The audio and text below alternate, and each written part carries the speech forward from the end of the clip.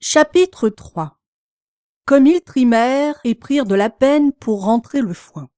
Mais leurs efforts furent récompensés, car la récolte fut plus abondante encore qu'ils ne l'auraient cru. À certains moments, la besogne était tout à fait pénible.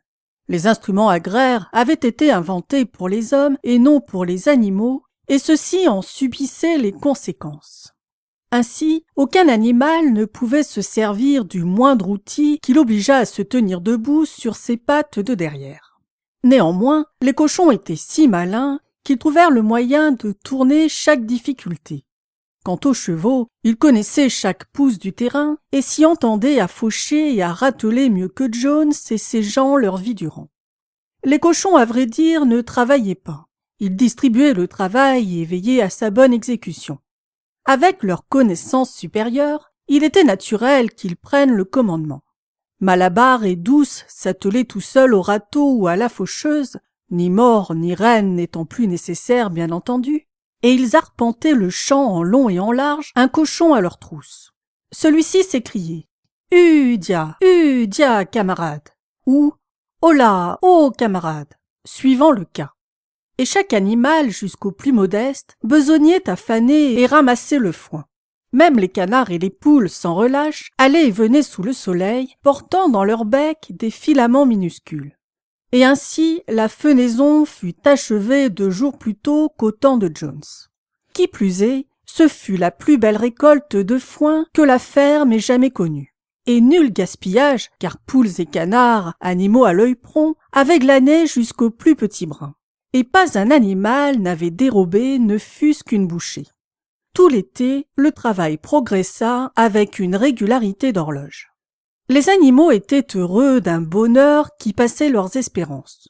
Tout aliment leur était plus délectable d'être le fruit de leur effort, car désormais, c'était là leur propre manger, produit par eux et pour eux, et non plus l'aumône accordée à contre-cœur d'un maître parcimonieux. Une fois délivrés de l'engeance humaine, des bons à rien, des parasites, chacun d'eux reçut en partage une ration plus copieuse. Et, quoique encore peu expérimentés, ils eurent aussi des loisirs accrus. Oh, il leur fallut faire face à bien des difficultés. C'est ainsi que, plus tard dans l'année et le temps venu de la moisson, ils durent dépiquer le blé à la mode d'autrefois et, faute d'une batteuse à la ferme, chasser la glume en soufflant dessus. Mais l'esprit de ressource des cochons, ainsi que la prodigieuse musculature de Malabar, les tirait toujours d'embarras. Malabar faisait l'admiration de tous. Déjà connu à l'époque de Jones pour son cœur à l'ouvrage, pour lors, il besognait comme 3. Même certains jours, tout le travail de la ferme semblait reposer sur sa puissante encolure. Du matin à la tombée de la nuit, il poussait, il tirait et était toujours présent au plus dur du travail. Il avait passé accord avec l'un des jeunes coqs pour qu'on le réveille une demi-heure avant tous les autres, et devançant l'horaire et le plan de la journée de son propre chef, il se portait volontaire aux tâches d'urgence. À tout problème et à tout revers, il opposait sa conviction. « Je vais travailler dur », ce fut là sa devise. Toutefois, chacun œuvrait suivant ses capacités. Ainsi, les poules et les canards récupéraient 10 boisseaux de blé en recueillant les grains disséminés çà et là, et personne qui chapardât ou qui se plaignît des rations, les prises de bec, bisbilles, humeurs ombrageuses, jadis monnaie courante, n'étaient plus de mise. Personne ne tirait au flanc, enfin presque personne. Lubie, avouons-le, n'était pas bien matineuse et se montrait encline à quitter le travail de bonne heure sous prétexte qu'un caillou lui agaçait le sabot. La conduite de la chatte était un peu singulière aussi. On ne tarda pas à s'apercevoir qu'elle était introuvable quand l'ouvrage requérait sa présence. Elle disparaissait des heures d'affilée pour reparaître au repas ou le soir après le travail fait comme si de rien n'était. Mais elle se trouvait des excuses si excellentes et ronronnait de façon si affectueuse que ses bonnes intentions n'étaient pas mises en doute. Quant à Benjamin, le vieil âne, depuis la Révolution, il était demeuré le même. Il s'acquittait de sa besogne de la même manière lente et têtue, sans jamais renacler, mais sans zèle inutile non plus. Sur le soulèvement même et ses conséquences, il se gardait de toute opinion. Quand on lui demandait s'il ne trouvait pas son sort meilleur depuis l'éviction de Jones, il s'en tenait à dire « Les ânes ont la vie dure » Aucun de vous n'a jamais vu mourir un âne, et de cette réponse sibylline, on devait se satisfaire. Le dimanche, jour férié, on prenait le petit déjeuner 1 heure plus tard que d'habitude. Puis c'était une cérémonie renouvelée sans faute chaque semaine. D'abord, on hissait les couleurs. Boule de Neige s'était procuré à la sellerie un vieux tapis de table de couleur verte qui avait appartenu à Miss Jones et sur lequel il avait peint en blanc une corne et un sabot. Ainsi donc, dans le jardin de la ferme, tous les dimanches matins, le pavillon était hissé au mât. Le vert du drapeau, expliquait Boule de Neige, représente les verts pâturages de l'Angleterre. La corne et le sabot, la future république, laquelle serait proclamée au renversement définitif de la race humaine. Après le salut au drapeau, les animaux gagnaient ensemble la grange. Là se tenait une assemblée qui était l'assemblée générale, mais qu'on appelait l'assemblée. On y établissait le plan de travail de la semaine et on y débattait et adoptait différentes résolutions. Celles-ci, les cochons les proposaient toujours, car si les autres animaux savaient comment on vote, aucune proposition nouvelle ne leur venait à l'esprit. Ainsi, le plus clair des débats était l'affaire de Boule de Neige et Napoléon. Il est toutefois à remarquer qu'ils n'étaient jamais d'accord. Quelle que fût l'avis de l'un, on savait que l'autre y ferait pièce. Même une fois décidé, et personne ne pouvait s'élever contre la chose elle-même, d'aménager en maison de repos le petit enclos attenant au verger, un débat orageux s'ensuivit. Quel est pour chaque catégorie d'animaux l'âge légitime de la retraite? L'assemblée prenait toujours fin aux accents de bêtes d'Angleterre et l'après-midi était consacré aux loisirs. Les cochons avaient fait de la sellerie leur quartier général. Là, le soir, ils étudiaient les arts et métiers, les techniques du maréchal Ferrand ou celles du menuisier, par exemple à l'aide de livres ramenés de la ferme. Boule de Neige se préoccupait aussi de répartir les animaux en commissions et sur ce terrain, il était infatigable. Il constitua pour les poules la commission des pontes, pour les vaches la ligue des queues de vaches propres, pour les réfractaires la commission de rééducation des camarades vivant en liberté dans la nature, avec pour but d'apprivoiser les rats et les lapins. Et pour les moutons, le mouvement de la laine immaculée et encore d'autres instruments de prophylaxie sociale, outre les classes de lecture et d'écriture. Dans l'ensemble, ces projets connurent l'échec. C'est ainsi que la tentative d'apprivoiser les animaux sauvages avorta presque tout de suite, car ils ne changèrent pas de conduite et ils mirent à profit toute velléité généreuse à leur égard. La chatte fit de bonne heure partie de la commission de rééducation et pendant quelques jours y montra de la résolution. Même une fois, on la vit assise sur le toit, parlementant avec des moineaux hors d'atteinte. Tous les animaux sont désormais camarades. Aussi, tout moineau pouvait se percher sur elle, même sur ses griffes. Mais les moineaux gardaient leur distance. Les cours de lecture et d'écriture d'autrefois eurent un vif succès. À l'automne, il n'y avait plus d'illettrés, autant dire. Les cochons, eux, savaient déjà lire et écrire à la perfection. Les chiens apprirent à lire à peu près couramment, mais ils ne s'intéressaient qu'aux 7 commandements. Edmé la chèvre s'en tirait mieux qu'eux. Le soir, il lui arrivait de faire aux autres la lecture de fragments de journaux découverts aux ordures.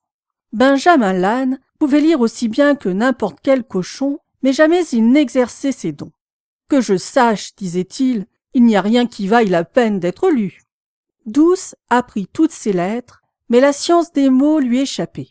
Malabar n'allait pas au-delà de la lettre D. De son grand sabot, il traçait dans la poussière les lettres A, B, C, D, puis il les fixait des yeux, et les oreilles rabattues et de temps à autre repoussant la mèche qui lui barrait le front, il faisait grand effort pour se rappeler quelle lettre venait après, mais sans jamais y parvenir. Bel et bien à différentes reprises, il retint E, F, G, H, mais du moment qu'il savait ces lettres-là, il avait oublié les précédentes. À la fin, il décida d'en rester aux 4 premières lettres et il les écrivait 1 ou 2 fois dans la journée pour se rafraîchir la mémoire. Lubie refusa d'apprendre l'alphabet, hormis les 5 lettres de son nom. Elle les traçait fort adroitement avec des brindilles, puis les agrémentait d'une fleur ou 2 et avec admiration en faisait le tour. Aucun des autres animaux de la ferme ne put aller au-delà de la lettre A. On s'aperçut aussi que les plus bornés, tels que moutons, poules et canards, étaient incapables d'apprendre par cœur les 7 commandements. Après mûre réflexion, Boule de Neige signifia que les 7 commandements pouvaient, après tout, se ramener à une maxime unique, à savoir 4 pattes, oui, 2 pattes, non. En cela, dit-il, réside le principe fondamental de l'animalisme. Quiconque en aurait tout à fait saisi la signification serait à l'abri des influences humaines. Tout d'abord, les oiseaux se rebiffèrent, se disant qu'eux aussi sont des 2 pattes, mais Boule de Neige leur prouva leur erreur, disant « Les ailes de l'oiseau, camarades, étant des organes de propulsion, non de manipulation, doivent être gardées comme des pattes, ça va de soi. Et c'est la main qui fait la marque distinctive de l'homme, la main qui manipule, la main de la malignité. » Les oiseaux restèrent cois devant les mots compliqués de Boule de Neige, mais ils approuvèrent sa conclusion, et tous les moindres animaux de la ferme se mirent à apprendre par cœur la nouvelle maxime. 4 pattes, oui, 2 pattes, non, que l'on inscrivit sur le mur du fond de la grange au-dessus des 7 commandements et en plus gros caractères. Une fois qu'ils l'assurent sans se tromper, les moutons s'en éprirent et c'est souvent que, couchés dans les champs, ils bêlaient en chœur 4 pattes, oui, 2 pattes, non, et ainsi des heures durant, sans se lasser jamais. Napoléon ne portait aucun intérêt aux commissions de Boule de Neige. Selon lui, l'éducation des jeunes était plus importante que tout ce qu'on pouvait faire pour les animaux déjà d'âge mûr. Or, sur ces entrefaites, les 2 chiennes, Constance et Fleur, mirent bas peu après la fenaison, donnant naissance à 9 chiots vigoureux. Dès après le sevrage, Napoléon enleva les chiots à leur mère, disant qu'il pourvoirait personnellement à leur éducation. Il les remisa dans un grenier où l'on n'accédait que par une échelle de la sellerie et les y séquestra si bien que bientôt tous les autres animaux oublièrent jusqu'à leur existence. Le mystère de la disparition du lait fut bientôt élucidé. C'est que chaque jour le lait était mélangé à la pâtée des cochons. C'était le temps où les premières pommes commençaient à mûrir et bientôt elles jonchaient l'herbe du verger. Les animaux s'attendaient au partage équitable qui leur semblait aller de soi. Un jour, néanmoins, ordre fut donné de ramasser les pommes pour les apporter à la sellerie au bénéfice des porcs. On entendit bien murmurer certains animaux, mais ce fut en vain. Tous les cochons étaient sur ce point entièrement d'accord, y compris Napoléon et Boule de Neige. Et Brille-Babil fut chargé des explications nécessaires. Vous n'allez tout de même pas croire, camarades, que nous, les cochons, agissons par égoïsme, que nous nous attribuons des privilèges. En fait, beaucoup d'entre nous détestent le lait et les pommes. C'est mon propre cas. Si nous nous les approprions, c'est dans le souci de notre santé. Le lait et les pommes, ainsi, camarades, que la science le démontre, renferment des substances indispensables au régime alimentaire du cochon. Nous sommes, nous autres, des travailleurs intellectuels. La direction et l'organisation de cette ferme reposent entièrement sur nous. De jour et de nuit, nous veillons à votre bien. Et c'est pour votre bien que nous buvons ce lait et mangeons ces pommes. Savez-vous ce qu'il adviendrait si nous, les cochons, devions faillir à notre devoir? Jones reviendrait. Oui, Jones, assurément, camarade, s'exclama Brille-Babil sur un ton presque suppliant, et il se balançait de côté et d'autre, fouettant l'air de sa queue. Assurément, il n'y en a pas un seul parmi vous qui désire le retour de Jones. S'il était en effet quelque chose dont tous les animaux ne voulaient à aucun prix, c'était bien le retour de Jones. Quand on leur présentait les choses sous ce jour, ils n'avaient rien à redire. L'importance de maintenir les cochons en bonne forme s'imposait donc à l'évidence. Aussi fut-il admis sans plus de discussion que le lait et les pommes tombées dans l'herbe, ainsi que celles, la plus grande partie à mûrir encore, seraient prérogatives des cochons.